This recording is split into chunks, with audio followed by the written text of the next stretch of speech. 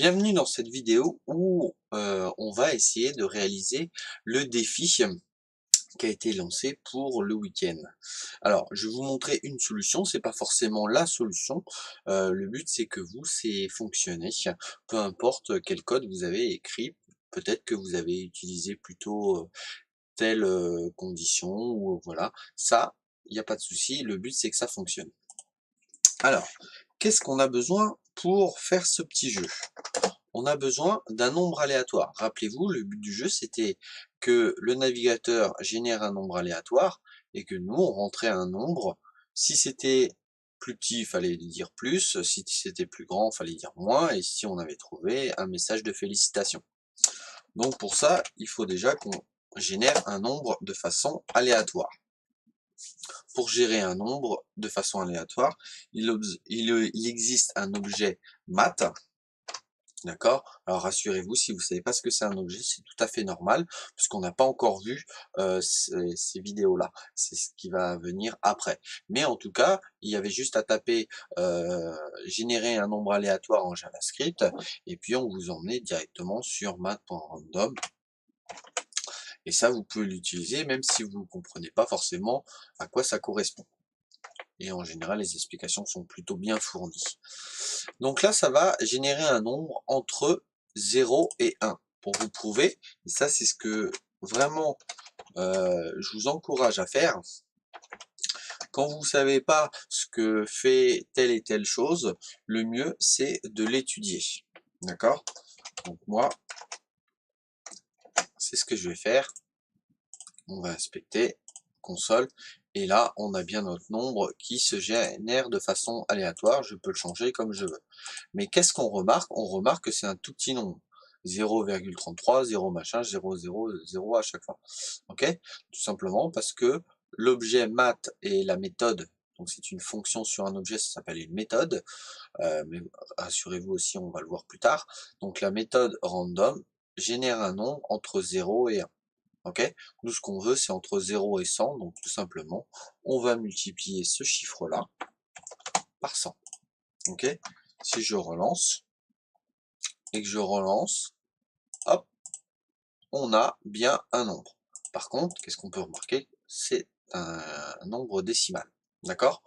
Donc, pour ça, on va utiliser une autre méthode, toujours sur l'objet math, mais cette fois-ci, elle s'appelle round. Hop, on va mettre ça entre parenthèses. Et voilà. Et là, on génère un nombre entier, entre 0 et 100. Impeccable. Donc, on n'a plus besoin de ce console log là. On a besoin aussi d'un autre nombre de coups.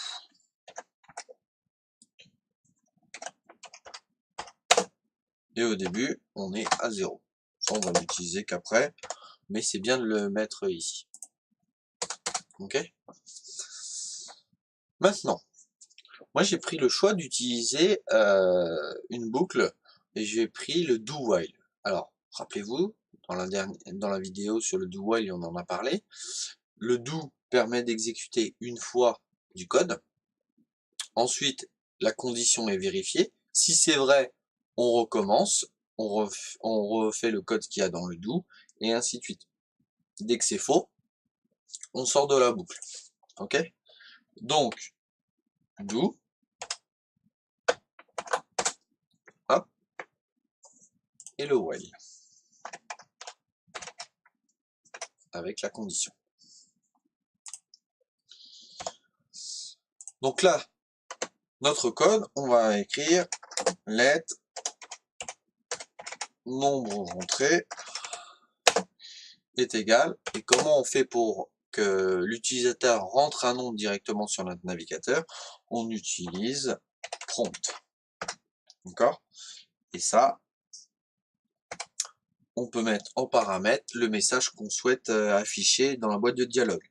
Par exemple, rentre un nombre entre 0 et 100.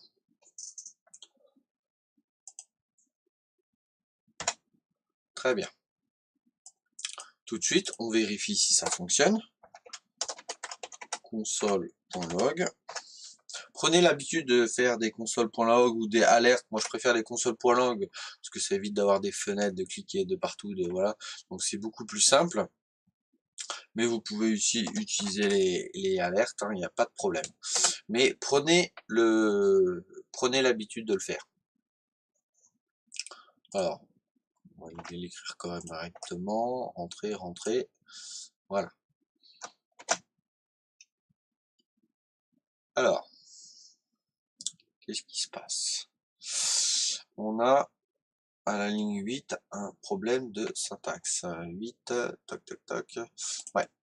Alors là, on a while et du coup, on a rien du tout. Ok.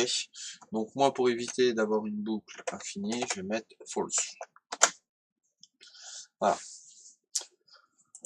Donc là, on peut mettre un nombre. Je vais mettre 45 par exemple. Si je fais OK, OK, j'ai bien mon 45 qui s'affiche. Super. Bon. Pour les plus curieux, vous avez dû essayer des choses quand même. Par exemple, je vais taper test. Normalement, ça devrait pas marcher. Eh ben si, il m'affiche test. Si j'appuie sur annuler d'ailleurs, qu'est-ce qu'il m'affiche? Nul.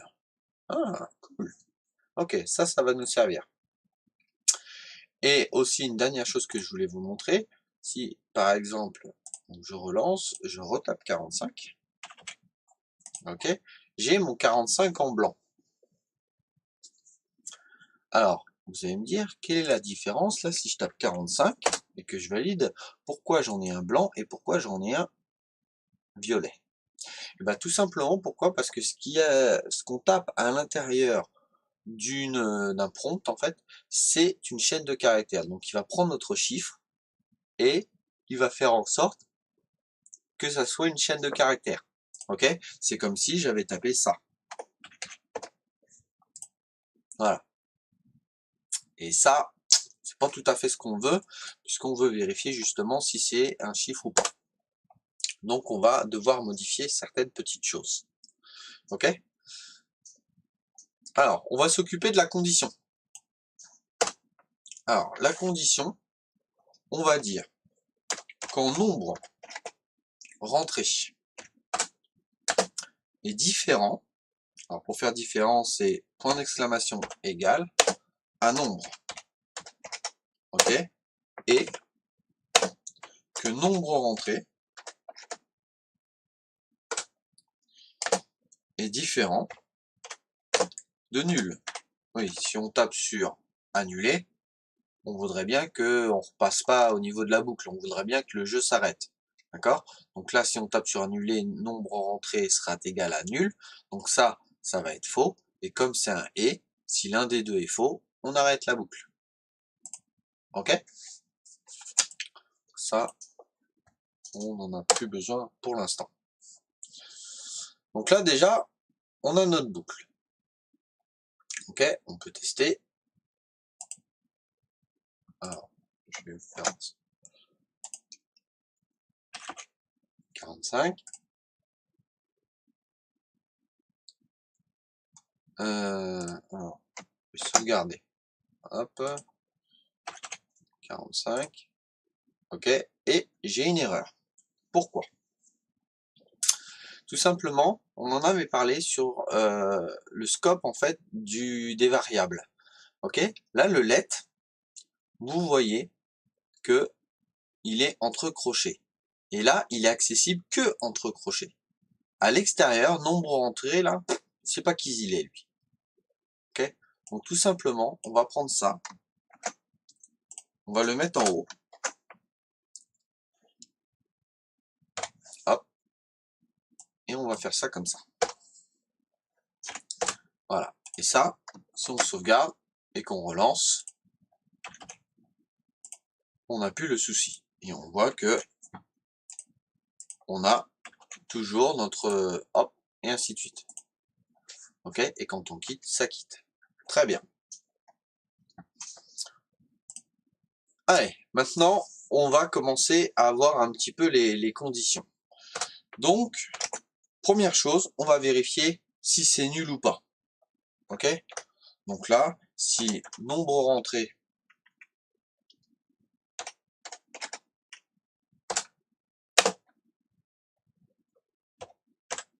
est différent de nul, ok, alors on va faire tout un tas de choses. Ok.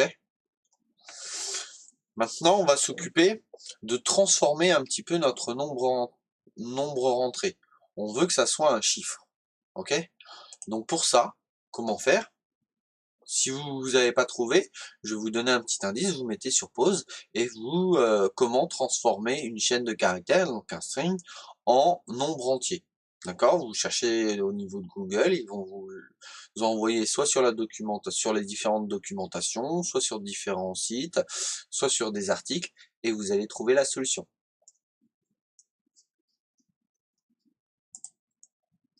Moi, je vais vous montrer, du coup, donc nombre rentré est égal à parse int, attention à la majuscule, et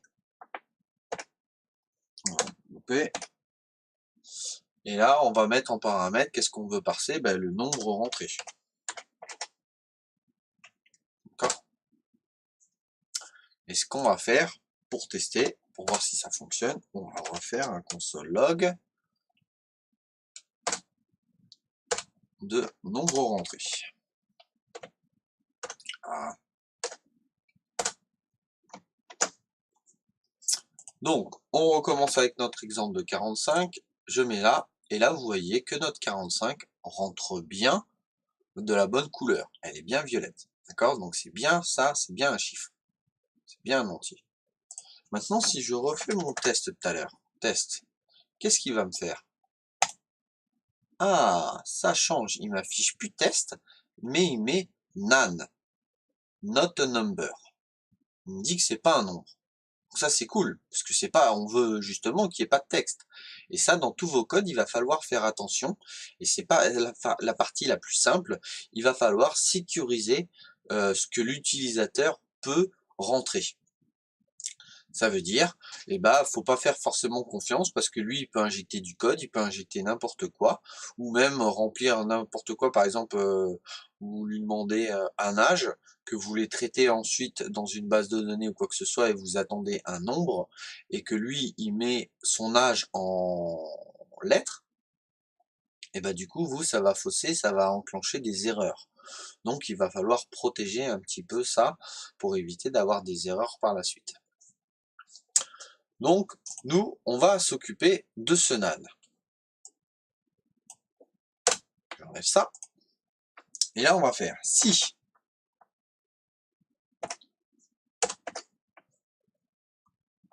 Et on va utiliser une fonction qui s'appelle isNan. Alors, attention. Voilà. C'est N majuscule, A minuscule, N majuscule. D'accord? Et là, qu'est-ce qu'est isNan? C'est nombre rentré. Donc là, en gros, on demande, est-ce que ça, c'est nan? D'accord? Nous, ce qu'on veut pas, c'est on va lui dire, est-ce que c'est différent de nan? Ok? Si ça, c'est différent, eh ben, on va faire plein d'actions. Si c'est pas différent, ça veut dire qu'on est bien en présence d'un nan, d'accord? Alors qu'un nan, c'est not a number. Et ben, on va lui mettre un petit message. Et là, on va lui mettre en alerte. Alerte.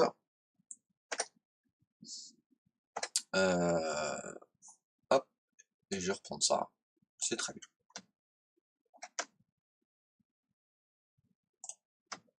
Et je vais même remettre un nombre entier. Ok. C'est juste pour le préciser. Là, ce qu'on peut faire aussi, au niveau du prompt, on peut très bien utiliser le mat. Alors, on recommence tout. Là, ici, on peut très bien, hop, à ce moment-là, nombre rentrée est égal à mat.round.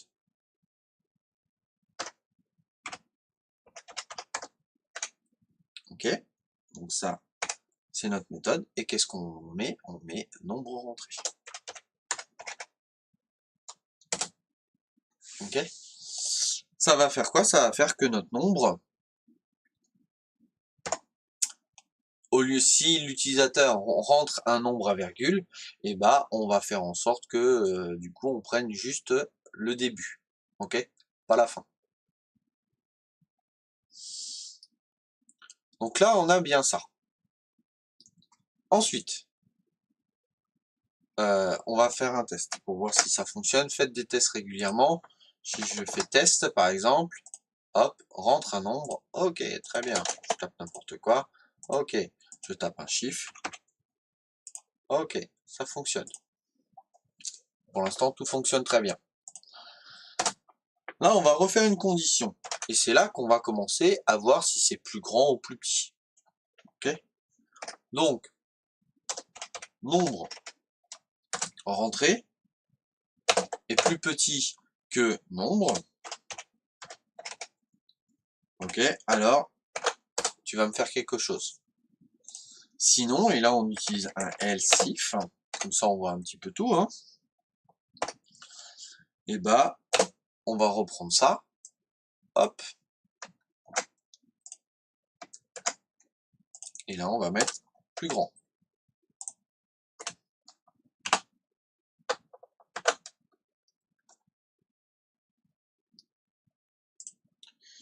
Donc, si c'est plus petit, on fait quelque chose. Si c'est plus grand, on fait quelque chose. Et il y a un dernier cas, donc on peut mettre le else. Et le dernier quoi, c'est quoi? Bah, si, du coup, c'est égal. Ok? Donc là, si c'est plus petit, on peut très bien faire un alerte plus. Ok? En gros, si le nombre rentré est plus petit que le nombre, on lui dit plus. Donc je prends ça. Je vais le copier ici. Bon. Hop. Je vais le copier ici aussi. Là, je vais faire moins. Et là, je vais faire bravo. Ok? Alors, on va juste faire, pour simplifier les choses, hein, console.log.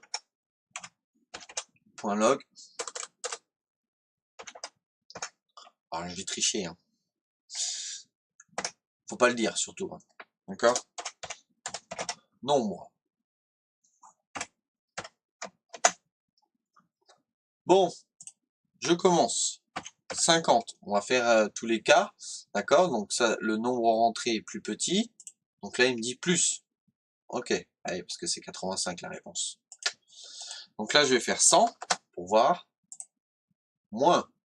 Ah, ok. Bon, bah alors je vais faire 85 au hasard. Bravo. Ok, super. Bon, ça, on peut supprimer, ça fonctionne. Dernière petite chose, c'est, on voudrait bien savoir en combien de coups on a gagné, histoire d'avoir un peu de challenge. Alors ici, quand on rentre le nombre, on peut très bien, hop, hop, on peut très bien, nombre de coups, plus. Ok? Donc, soit vous faites ça, soit sinon, il y a une autre solution, hein, je vais montrer. Nombre de coups, on reprend et on fait plus 1.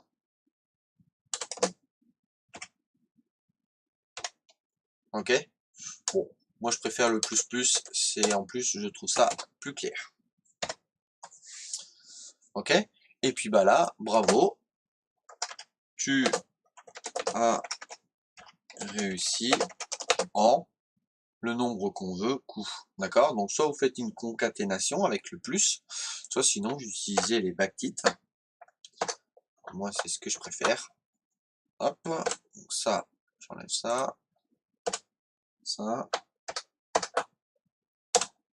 Hop, donc là j'utilise les backticks. Tu as réussi en, du coup on met $ crochet.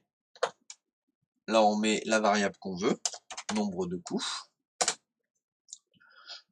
Bravo, tu as réussi. Celui devrait suffire. Réussi en tant de coups. Et là, je vais mettre coup. Alors, je mets coup avec un S. Pourquoi? Parce qu'il y a peu de chances pour que il réussisse du premier coup. Maintenant, ça, vous pouvez tout à fait le gérer. Vous mettez une condition ici. Si nombre de coups est égal à 1, bon bah, vous mettez alerte, bravo, tu as réussi en coup. Bah là, vous pouvez même un coup, sans S. Sinon, alerte, bravo, tu as réussi en coup avec un S. Ok? Bon, moi je laisse comme ça parce que franchement, je pense qu'il y a peu de chances pour qu'il réussisse du premier coup. Sachant qu'on a enlevé le console log d'ici. On va essayer de faire une petite partie justement. Donc là, j'ai plus la réponse. Donc, on part de 50 plus, ok, 75 moins, d'accord, 60 plus 65 plus, ok, intéressant, 68 plus 72 plus, 74 moins, ok, bon bah c'est pas grave, hein, 73. Bravo, tu as réussi en 8 coups. Bon, c'est pas mon record, je l'avoue. Avec le console log, c'était plus simple quand même. Donc voilà. Donc en tout cas, on a réussi.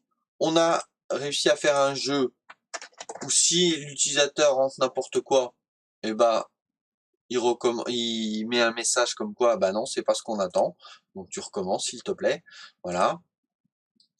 Il peut même mettre un nombre à virgule, du coup, ça va pas fonctionner, ça va juste prendre la partie décimale. Ok. Et puis à tout moment, s'il fait annuler, ça quitte le jeu. Donc voilà un petit peu de comment on arrive à faire ça en quelques lignes de code. Vous pouvez voir que voilà, si on enlève les espaces, on a 25 lignes quoi. Allez, on a 25 lignes de code. Ok. Alors moi j'aime bien mettre des espaces et puis indenter, même si là c'est pas forcément de la même manière. Il y a des espaces un peu partout alors qu'il n'y aurait pas forcément besoin, comme là notamment. Voilà. Mais j'aime bien faire de façon que ça soit assez clair. Ok, vous pouvez même mettre plus d'espace si vous considérez que c'est pas assez clair. Mais faites en sorte que votre code soit le plus propre possible. C'est comme ça qu'on s'y retrouve le mieux. Là, on voit bien le côté cascade où, ah bah, on rentre là-dedans, après on rentre là-dedans, après on rentre là-dedans, et puis ainsi de suite. On ressort là, et puis voilà. Donc ça, c'est important. Parce que quand on commence à avoir une succession de if, else, et ainsi de suite, ça peut vite devenir le bazar en disant attention. Et l'avantage aussi d'un éditeur de code assez développé, c'est que si vous sélectionnez par exemple ce petit ce, ce petit chevron, et bah vous voyez qu'il y en a un autre qui est souligné. D'accord? Si je fais celui-là, par exemple, je regarde lequel est souligné, c'est celui-ci. D'accord? Donc ça c'est aussi un des avantages. Mais si votre code est bien indenté, c'est comme ça qu'on appelle les choses. Moi, vous voyez que la fermeture de mon accolade, par exemple, elle se retrouve au même niveau que mon if. Donc je sais très bien que ça c'est le début, avec le début et la fin. Ok? Donc voilà, c'est tout pour cette vidéo. J'avais juste un petit message, du coup, je remercie du coup un abonné qui a posté un commentaire sur le fait qu'il aimerait bien avoir un peu des défis de ce genre. Voilà, donc ça c'est chose faite. C'est vrai que j'y avais pensé, mais j'avais pas pris le temps de le faire, et je trouve ça important. C'est vrai que pour certains, vous n'avez pas forcément d'idée de projet ou dans votre tête. Voilà, ça c'était un projet qui était réalisable. J'essaierai d'en faire, peut-être pas toutes les semaines, mais une fois de temps en temps, parce que je trouve que c'est important et ça vous fait réfléchir et essayer de réutiliser un peu tout ce qu'on a vu sur les différentes vidéos. Donc voilà, j'espère que cette vidéo vous a plu. Vous pouvez laisser des commentaires pour si vous avez des questions, si vous avez des solutions plus rapides ou quoi que ce soit, différentes solutions, pour m'encourager aussi. N'hésitez pas à vous abonner, à partager, à aimer et surtout entraînez-vous encore et encore et vous allez voir qu'au bout d'un moment ça va rentrer et ça va être pratiquement machinal. Il y a même des fois vous allez lire le code plus rapidement qu'un texte et ça c'est tout le bonheur que je vous souhaite. Aussi une dernière chose, je sais pas pour ceux qui ont réussi ce défi, et qui l'ont fait tester à des proches, vous avez une grande fierté et c'est vraiment, ce que je vous souhaite, c'est quand vous réalisez quelque chose avec vos petits doigts du coup, le fait que ça fonctionne et que vous le montrez, même si c'est pas un jeu qui est révolutionnaire, mais au moins vous pouvez dire: «Je l'ai construit». Voilà, de A jusqu'à Z, c'est moi qui ai tout pensé, c'est moi qui ai tout codé et j'ai fait ce jeu-là. Et ça, bah, on en tire une grande fierté, une grande satisfaction, même si c'est un petit défi, vraiment on en tire une grande satisfaction. Et plus les projets sont grands, et plus la satisfaction est grande. Et ça, c'est vraiment énorme. Donc entraînez-vous, ayez le plus de satisfaction possible, et je vous dis à bientôt sur une prochaine vidéo. Ciao ciao.